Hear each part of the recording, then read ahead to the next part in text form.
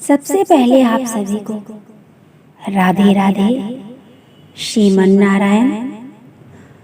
दोस्तों, आप सभी का स्वागत है मेरे चैनल काव्या कजरी पर।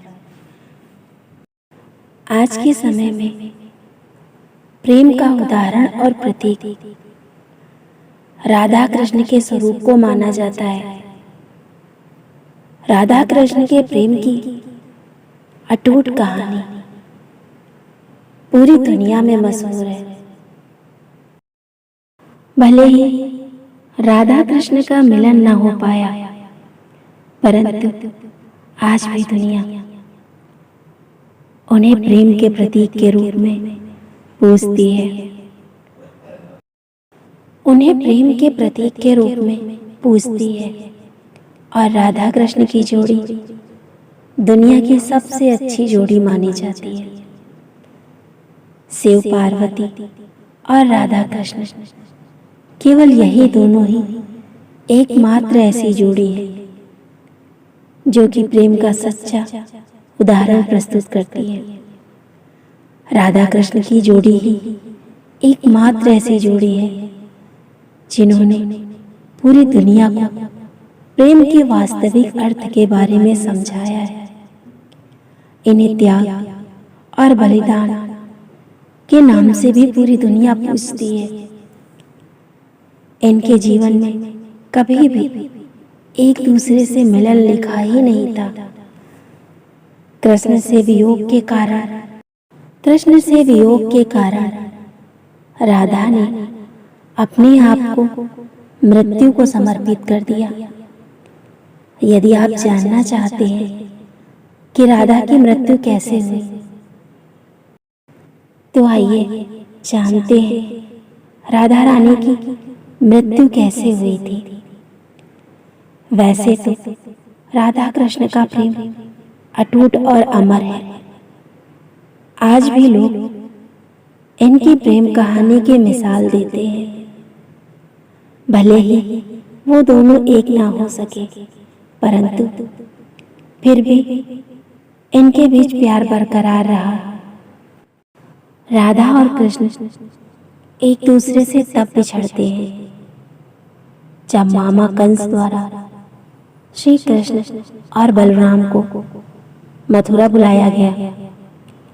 मथुरा जाने से पहले कृष्ण ने राधा से वादा किया था कि ये राधा से दोबारा मिलने जरूर आएंगे, परंतु वे अपने वादे को पूरा करने में असमर्थ रहे। कृष्ण जी राधा से दोबारा मिलने के लिए नहीं आ सके और उन दोनों को दोबारा मुलाकात ना हो सकी।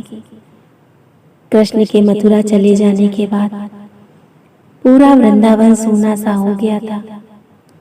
इसी दौरान कृष्ण की शादी रुक्मिणी से हो गई और वृंदावन श्री कृष्ण के चले जाने के बाद राधा की शादी अयान से हो गई।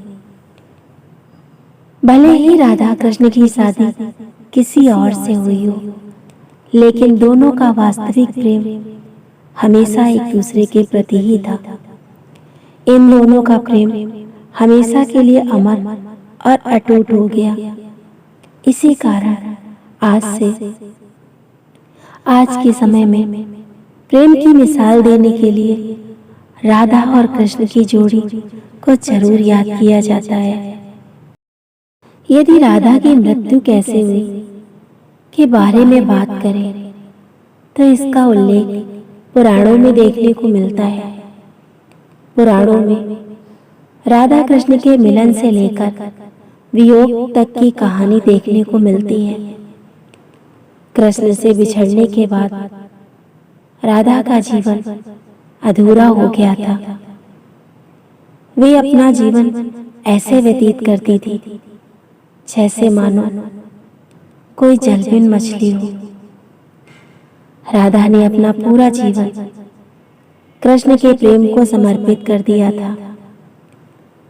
जब कंस द्वारा कृष्ण और बलराम को मथुरा बुलाया गया, तब वह समय राधा और कृष्ण का अंतिम मिलन था। दोनों के बिछड़ने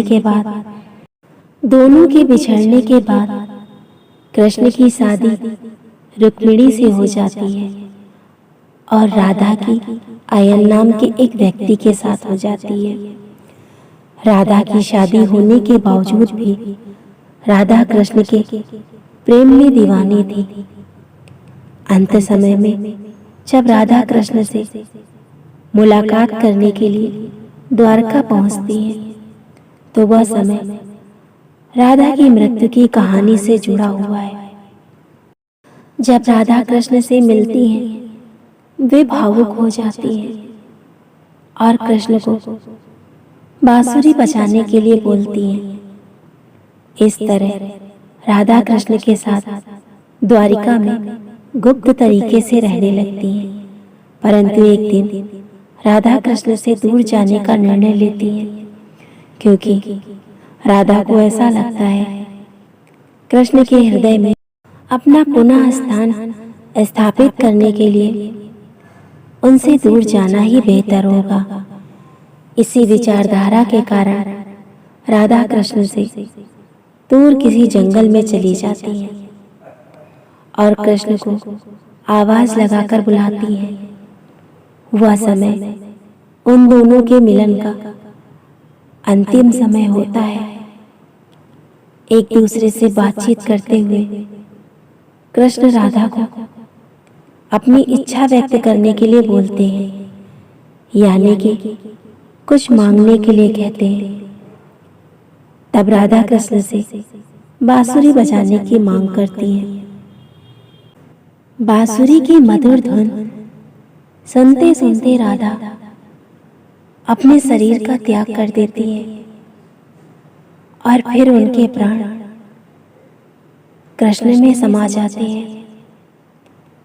इस तरह राधा कृष्ण का प्रेम अमर हो गया।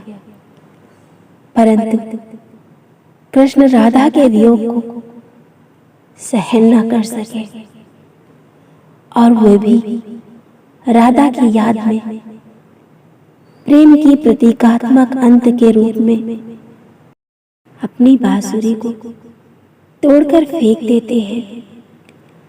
बांसुरी का त्याग करने के बाद पूरे जीवन भर कृष्ण बांसुरी या फिर कोई अन्य वादक यंत्र का उपयोग नहीं किए।